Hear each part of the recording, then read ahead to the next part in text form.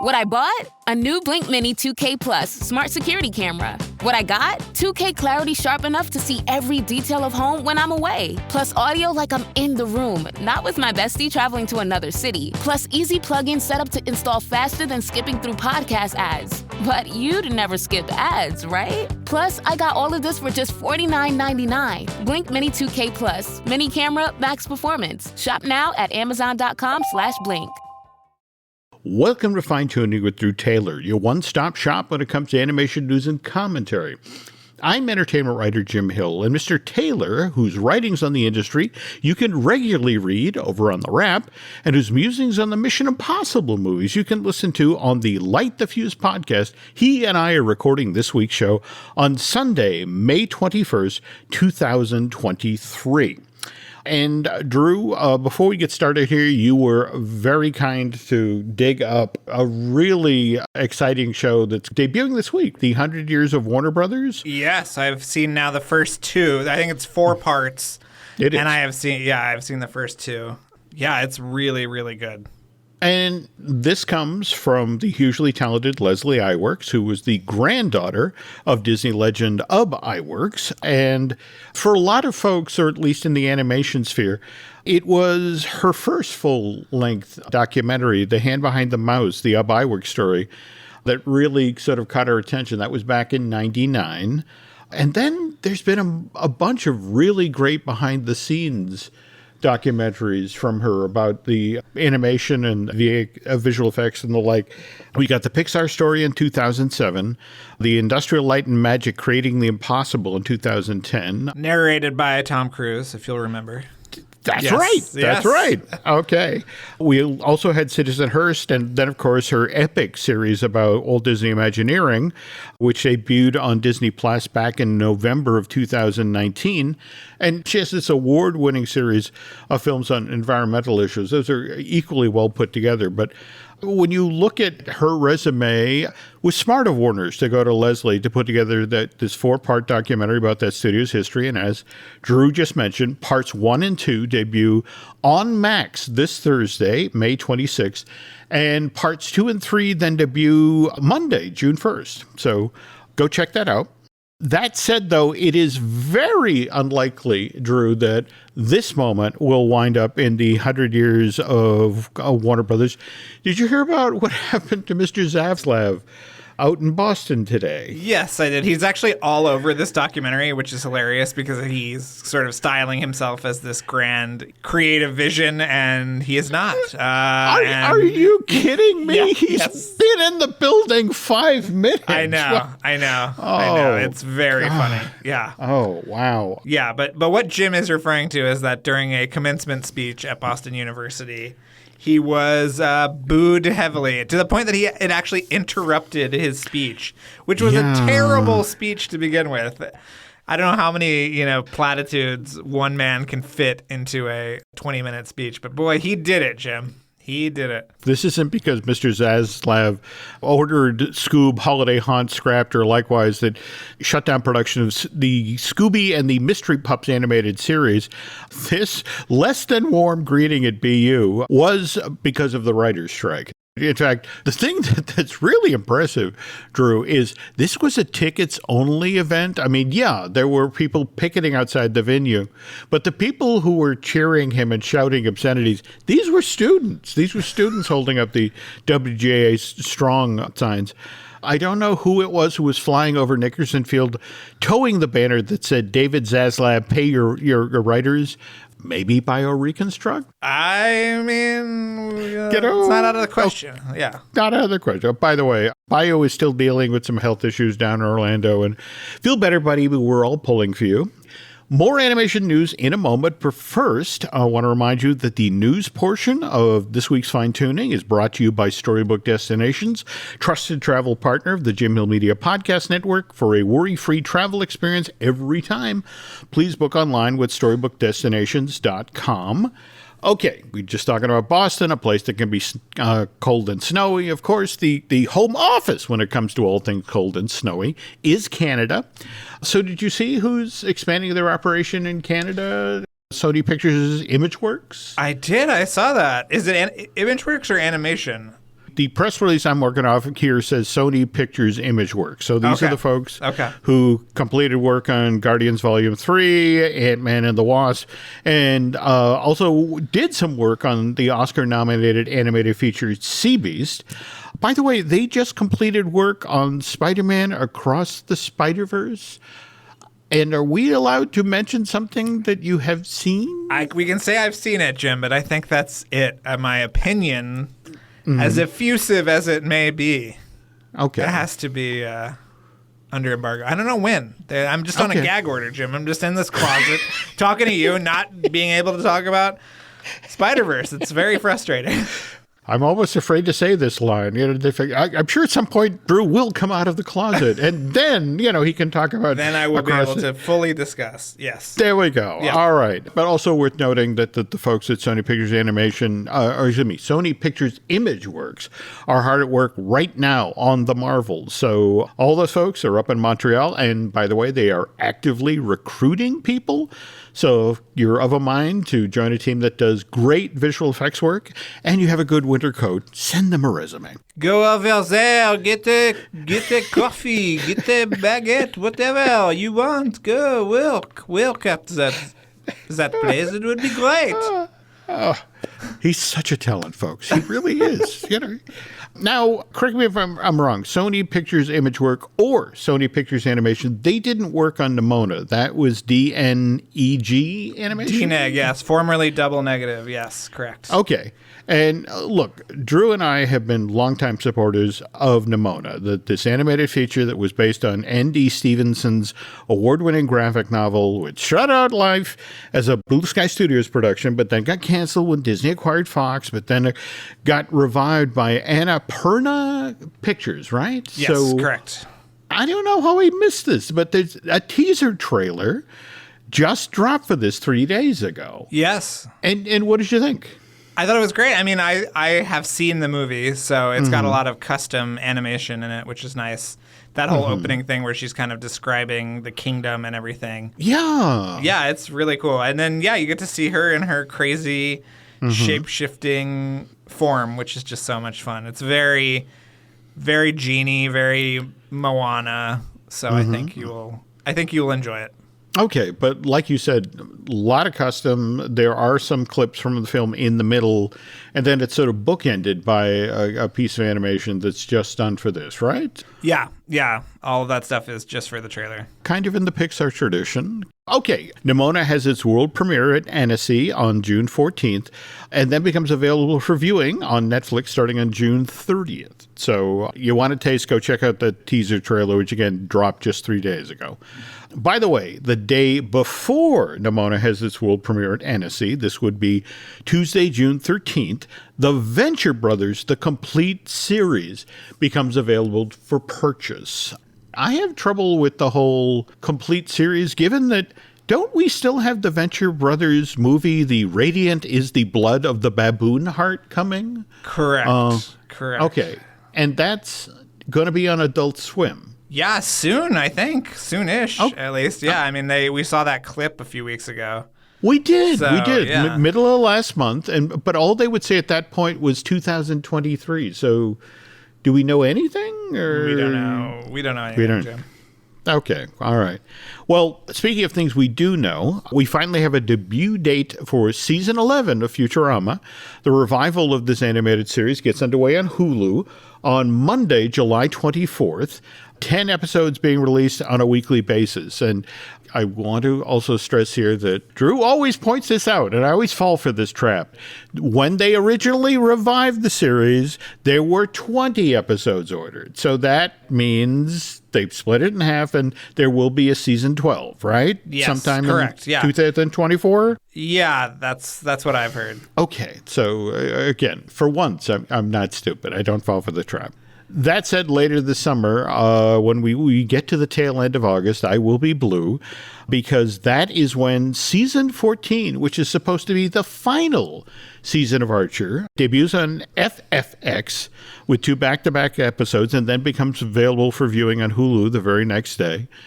I want to point out here that Archer debuted on FX back in 2009, then moved over to FXX Is it FFX or FXX? FXX. Yeah. Damn it, got it wrong. FXX Yes. in 2017. It actually managed to win Best Animated Series, the Emmy, in 2016. So kind of rarefied company. Though, did you see that wonderful opener for Family Guy a few weeks back? No. Oh, God. It starts off, Lois is telling Peter, I had a dream, and proceeds to tell this really involved story about the dream. And Peter backs out of the room. And you next see Peter, he's still backing up. And he passes Quagmire and Clifford. And it's one of these things where Quagmire's, oh, God, he's caught in a wife dream story. And Cliff's, it's like, I had a friend die that way. And so... And so finally, you see him back up, and he just backs through a door. And when he turns around, he's in the restaurant from Bob's Burgers. And it's like, oh, geez, I backed up so far, I wound up in the show before us. But there, sitting at the counter, is Homer from The Simpsons eating a burger. And Peter sits down, he grabs a menu, and he says, why are there two sets of prices? And Bob behind the counter says, well, there's one set of prices for Emmy winners and there's another set of prices for shows that never won Emmys. And Peter kind of sighs, puts it on the menu, and just a black coffee, please. So, I mean, it was this really great, great piece of writing, wonderful bit. And, and again, to have the three shows come together like that. But... And again, of course, Bob's Burger, the very same gentleman, Lauren, who voices the title character in Archer, also, does Bob. So, okay, we spent a lot of time talking about television animation this show. Want to pivot to talking about animation for theatrical release. So did you see this Pixar Elemental Experience thing? Jim, it's a mall tour. It's a mall tour. It's the same thing that has been happening since 1992. But these mall tour things are worth checking out. All right, let's hear your story. I went to the Hercules Mall Tour. This tells you how late in the game they changed some of the animation in Hercules. They were doing the 0 to hero number. And during that scene in the finished film, where they had the star shot through the sky and basically blew up Marilyn Monroe's skirt, just like in damn it, I'm blanking. 7 Year Itch. 7 Year Itch. Yeah. Okay. That's what went out in the finished film just 3 months later. What I saw was Ariel and Sebastian in Starfield form, and the star shot through that scene. So 3 months before the film was going to go out, Ariel and Sebastian had a cameo in the 0 to hero number. And evidently the problem was that during the test screenings, it took them out of the movie. They began to talk, oh, that's Ariel. Oh, that's Sebastian. And so they didn't click into the scene as it continued at the end of the song. And it was one of those, oh, damn, we have to change that. It's a great little moment. It's a great little gag, but it's taken people out of the movie. So they clipped that. And what's weird is I've never seen that turn up. It's a 2-second long scene, if that. Never seen that turn up in an extra feature. So where did you see it? They brought you into the mall's theater, or they had a little screen set up, or what? As you described, it was a mall tour right there. I think Skechers was on one side and the Orange Julius was on the other. In fact, given this was 97, it was a big mother, cathode ray tube behind. I want to say it was the desk that the animator would come out on hourly intervals, and this is how you draw Phil. It just, as Drew pointed out, this is a mall tour. In fact, it kicked off at New York City's Brookfield Place. In fact, Peter Son himself was there to cut the ribbon. I saw that. Yeah, but it's a relatively short tour. Yeah, it is coming out to Glendale, so I hope I get a chance to see it. Yeah, Oh, cool. Mall tours, people don't know, people who were born after, the year 1990 have no idea that this is where the aging stars of some sitcom or some Western, whoever was left from Rawhide would come through the mall and say hello. And, am I wrong? Rory Calhoun. No, you're not wrong. But again, you did, every so often, you got to see something cool. Yes. Speaking of which, though, the Pixar Elemental Experience Mall Tour goes next to the Chicago Yorktown Center from May 26th through the 28th, then Dallas Stonebriar Center, that's June 2nd through the 4th, then out in Los Angeles at the Americana at Brand, that's the 10th through the 12th, and finally San Francisco Hillsdale Shopping Center, June 16th through the 18th. So I guess Brookfield Place is as close as it's getting to me, so I'm not seeing this. Well, if I go, I'll take pictures, Jim, and let you know if I run into... Buddy Hackett is not alive, but that's the kind of person who would be at one of these things. Okay. I wonder how they're telling people as part of the show, the whole conceit that earth, wind, fire, and air all live together in Element City. That's an interesting abstract to sell. I haven't seen any ads for this movie. I have not seen any billboards for this movie. Really? Yeah. Not even out in L.A.? Yeah. It's a lot of Little Mermaid right now, Jim. So, yeah. Well, that's true. That's true. Okay. The entire company is marching in one direction toward May 26th, and that launching over the Memorial Day weekend. So maybe the next week the Elemental billboards will go overnight, Jim. You will see the billboards change. Yeah. That said, though, the bear with little brain, Winnie-the-Pooh, would have some real trouble in Element City because there is no honey.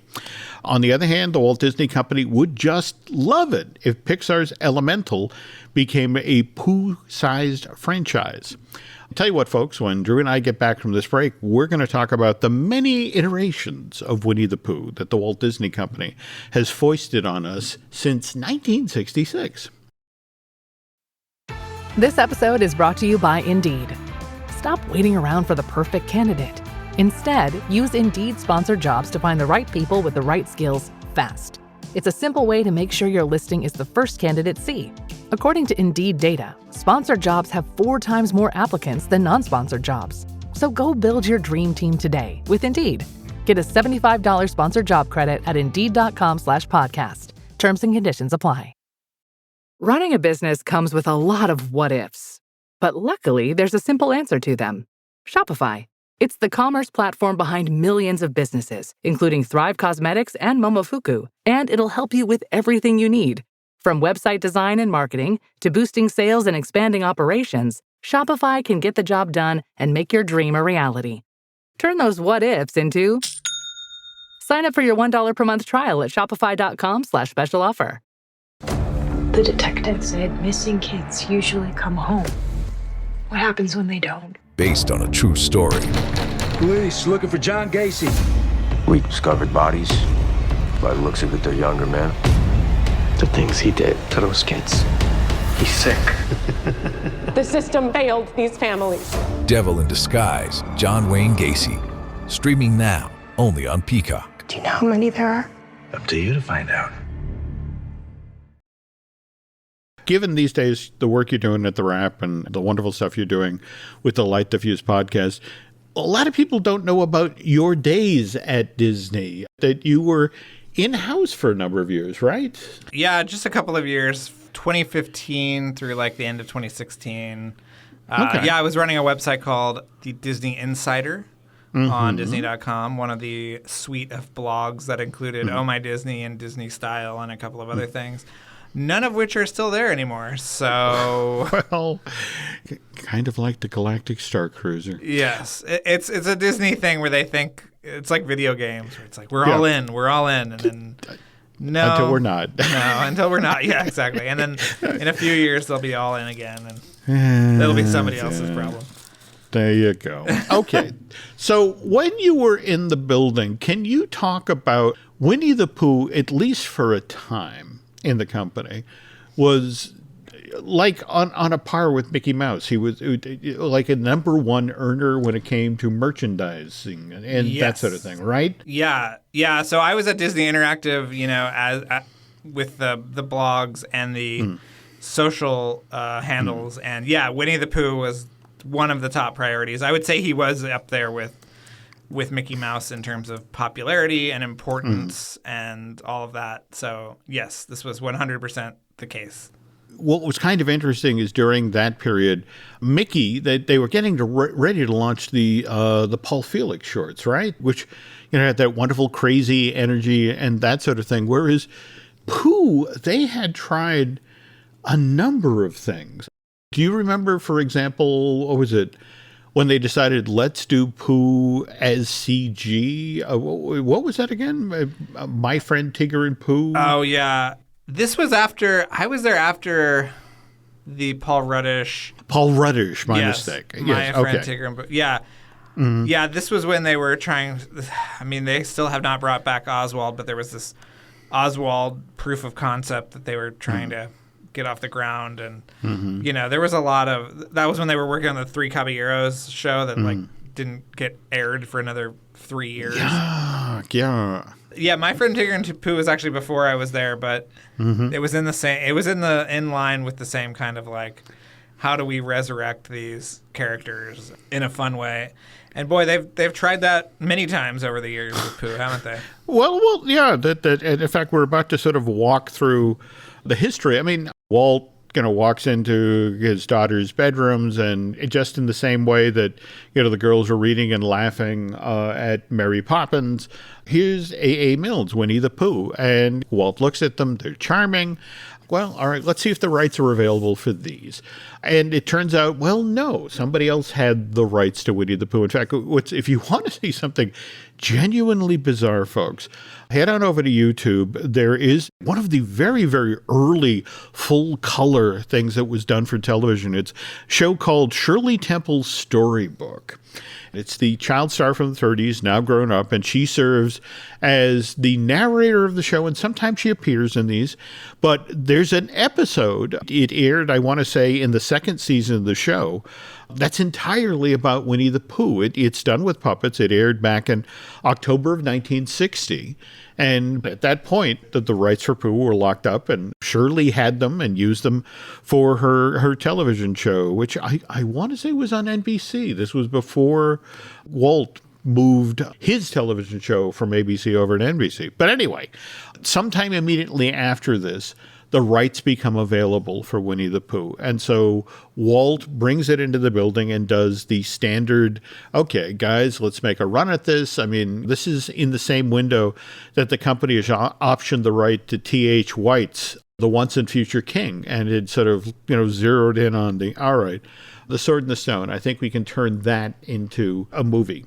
And so it's, take that book and see what we can do with it. Whereas with Pooh, it was this set of short stories that A.A. Milne had written that were illustrated by Ernest Shepard. And eventually Walt and his development team, it's just it's cute, it's whimsical, but I don't think this material is strong enough to support a full-length animated feature. And so the decision was made that we'll use this for featurettes. I mean, we bought the rights, we'll do something with it. So 1966, the first one of these comes out, Winnie the Pooh and the Honey Tree. And the actor that Walt originally wanted as the voice of Winnie the Pooh was a then famous comedian, George Gobel. And they sent the script to George, they sent him the artwork, and he's I don't get it. I don't get this. I don't want to do this job. And Walt almost reluctantly had to turn to Sterling Holloway. The story I've been told is he was initially resistant when they said, well, we can't get George Gobel and Sterling could do an interesting job with this. And it's it was just, no, find somebody else. We use Sterling way too much. In the end, it's all right, I guess we have no choice. Let's use Sterling Holloway.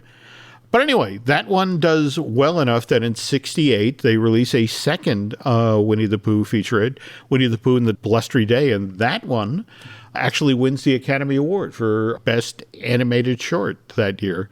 And the interesting thing is from this point, they had the television series on NBC, The Wonderful World of Disney, which eventually became, The Wonderful World of Color, which eventually became The Wonderful World of Disney.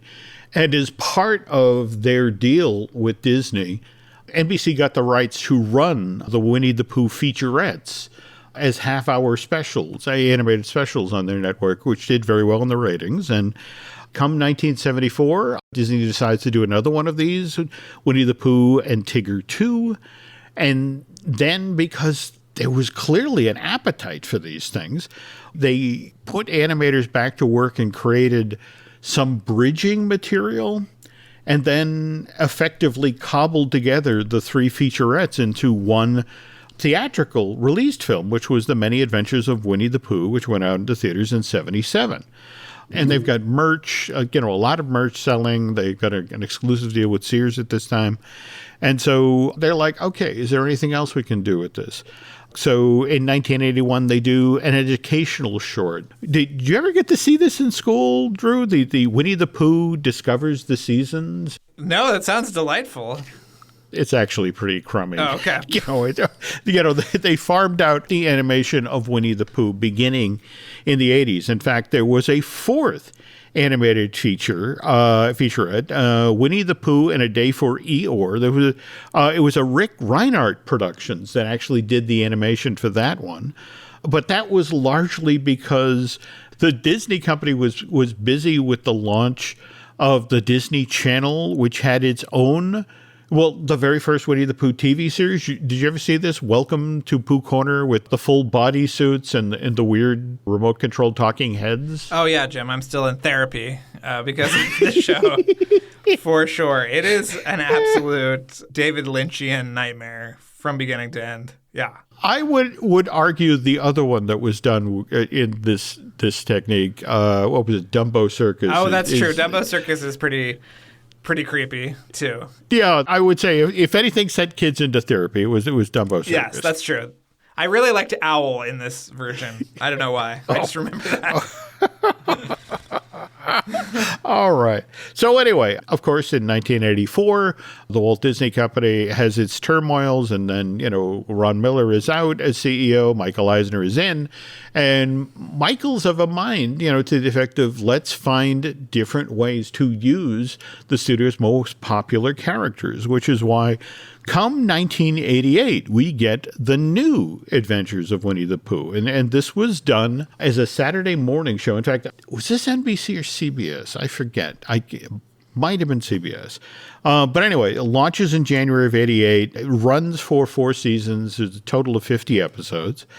And then we start to get the direct-to-video stuff. That August of 97, we get Pooh's Great Adventure, The Search for Christopher Robin. And then in 2000, we get another film that started off life as a direct-to-video release, but then they decided, well, let's put it out in theaters, and that'll plus it a little bit, and then we'll put it, make it available for home premiere. But there was the Ticket movie in 2000. Then the very next year, we got our next TV series. We got the Book of Pooh. Did you ever see anything on this one? This was the one that was done in that Japanese puppeteering technique, the bunroku. No. Each of the puppets would be operated by puppeteers who were using rods standing against a green screen. So you had your full-size dimensional Pooh puppet on a green screen background, and then what they did for the actual backgrounds of the show, they were done as sort of paper cutout, almost as they had come up out of a storybook. I mean, it had a really unique look. It didn't necessarily run all that long, but it did okay. Then in 2003, we got Piglet's big movie. Then this is from February of 2005, and this is the Pooh's Heffalump movie.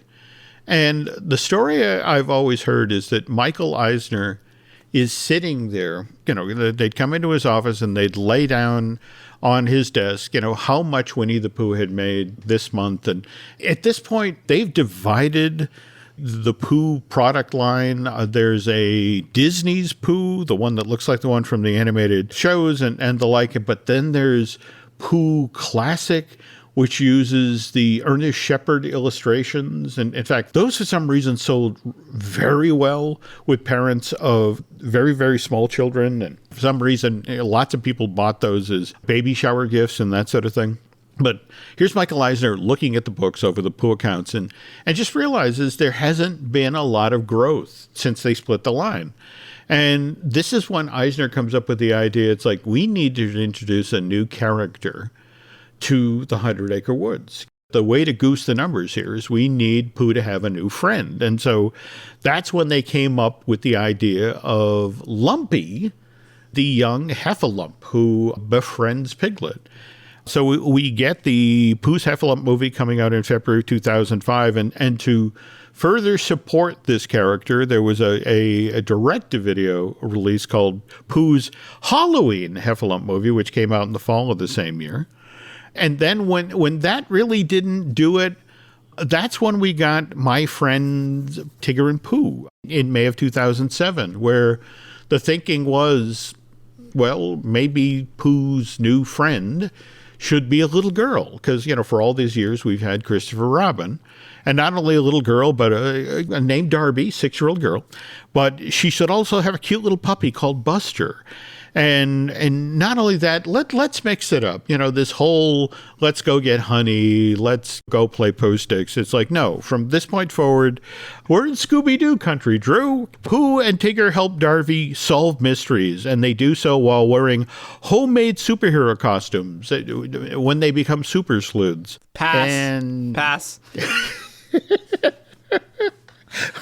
Yeah, that's pretty much what North America said as well. Yes. Did you actually make it to any of the junkets for the Winnie-the-Pooh feature film, the one that came out in July of 2011? Oh, yeah. I remember talking to Eric and Mark and, there were so many amazing animators on that thing. Oh, no. It was a murderer's row. Yeah. And that was really kind of the heartbreak of when that came out. Didn't that come out on the exact same day as the very last Harry Potter film, part 2 of Deathly Hallows? Yeah. Yeah, that was a Dick Cook move. Yeah.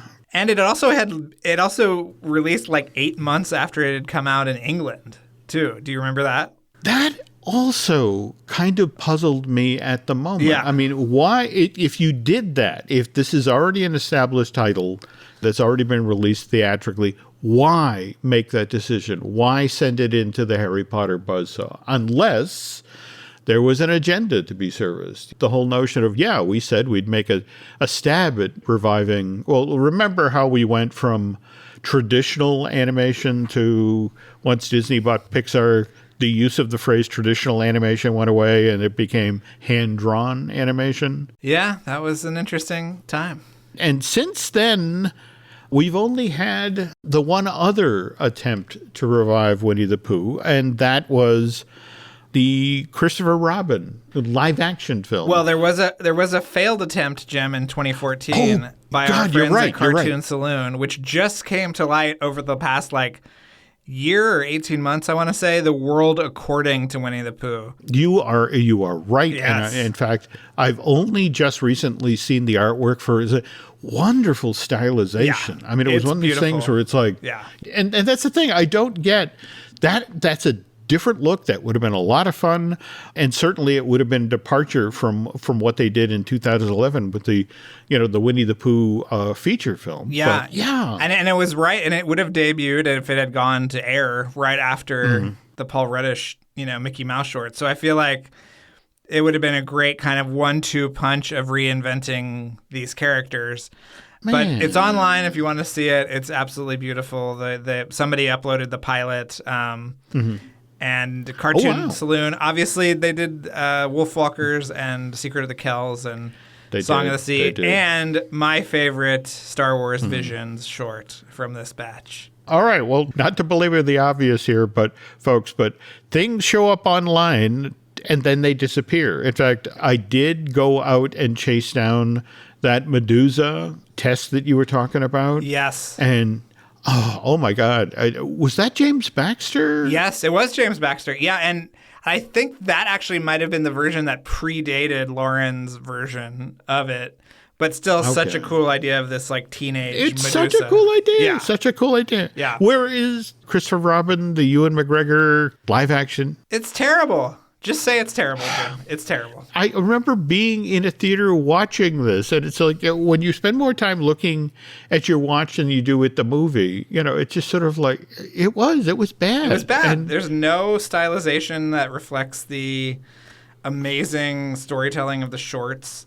And do you remember, this is something that's been erased, but they had an entirely different cast for the characters. And then at the last minute, they had Jim Cummings come back and some of the other characters come.